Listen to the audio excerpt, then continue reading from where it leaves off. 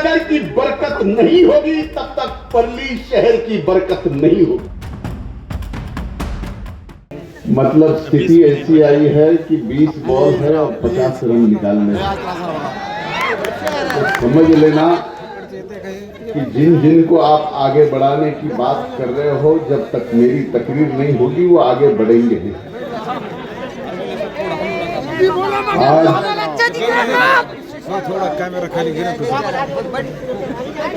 महायुति के उम्मीदवारों के प्रचार के लिए फिर एक बार बरकतनगर के इस चौक में आप सबसे रूबरू होने आया हूं। इसलिए यहां मौजूद सभी को नमस्ते, अस्सलाम वालेकुम, जय भीम। अपने उम्मीदवार नगराध्यक्ष के सौ पद्मश्री बाजीराव भैया धर्माधिकारी और यहां के प्रभाग 3 के उम्मीदवार के शेख हुसैना बी अमीन, अजीम नवाब, प्रभाग क्रमांक 2 के सो कविता अनंत इंगळे, प्रभाग क्रमांक 2 ब के अल्ताफ पठान और यहाँ प्रभाग 3 के अयूब भाई जिन्होंने आपके सामने अभी तकरीर की, जाकिया भी अयूब पठान और यहां पे मौजूद सभी मेरे सहयोगी। इतने नाम लूंगा तो बिना वजह 10 बॉल वापस से डॉट हो जाएंगे। आज आप सबको यहां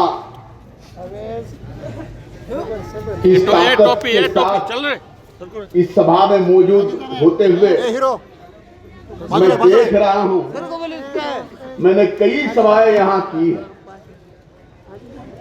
और हर सभा के माहौल से बरकतनगर में क्या होने वाला है इससे मुझे पता चलता है। पिछले बार 19 के विधानसभा के चुनाव में, उसके पहले नगर परिषद के चुनाव में, पिछली बार के लोकसभा के चुनाव में मुझे माहौल का अंदाज आया था।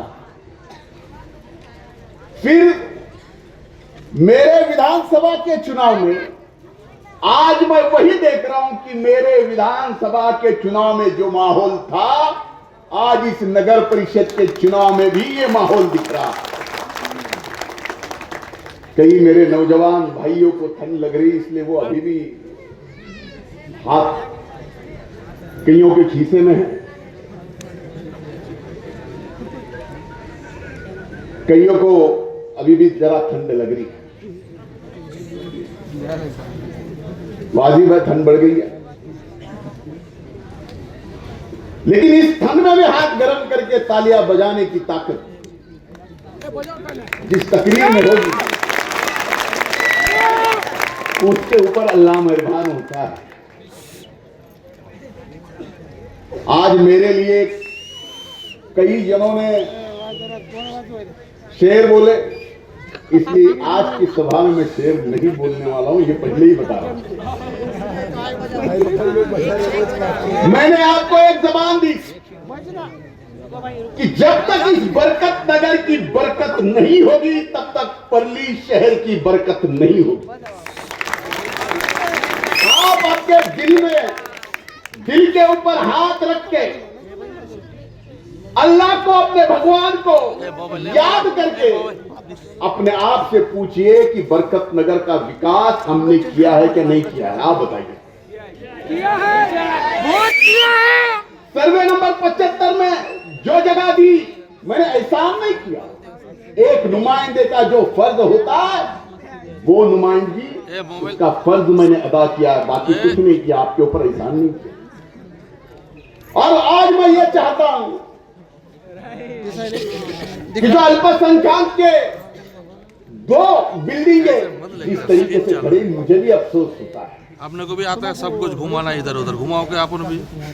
इसलिए वो 2 बिल्डिंगें भी सही करके उसके साथ वहां एक अच्छा शादी खाना बना के और एक स्टडी सेंटर भी बना के, और मेरी एक इच्छा है यहां पे सबसे ज्यादा तबका रोज काम करके खाने वाला है, वहां पे एक ऐसा मेरे नौजवान भाइयों को जो पढ़ाई करते हैं उनके लिए एक स्किल इंस्टीट्यूट मतलब ITI वहां नगर परिषद की तरफ से खोलूं, जहां की आप उस तरह का जो आज दुनिया में जरूरत है, जिस स्किल की, जिस हुनर की, वो हुनर की पढ़ाई वहां आपको मिले और आपकी जिंदगी भर का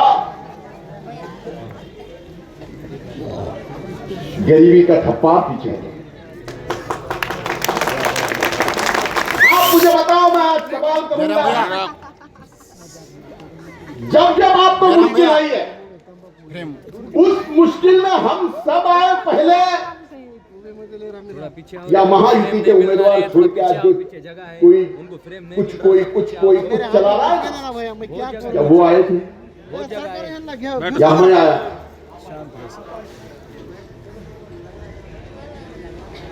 यहां का अतिक्रमण जो था वो भी सही करके PTR देने का, जो रहे वाले PTR है वो भी देने का, और उसके साथ घरकुल देने का काम भी हमने किया है कि नहीं किया?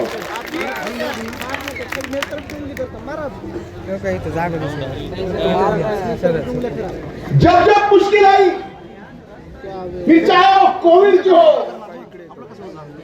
चाहे बाढ़ में मदद करने की हो, या चाहे निजी किसी के व्यक्तिगत जीवन में अस्पताल की हो, अपने माली हालत की हो, या किसी काम की हो, तब ये धनंजय मुंडे आपके काम आया था या नहीं आया? जब जब आप मेरे ऑफिस के दरवाजे पे आए,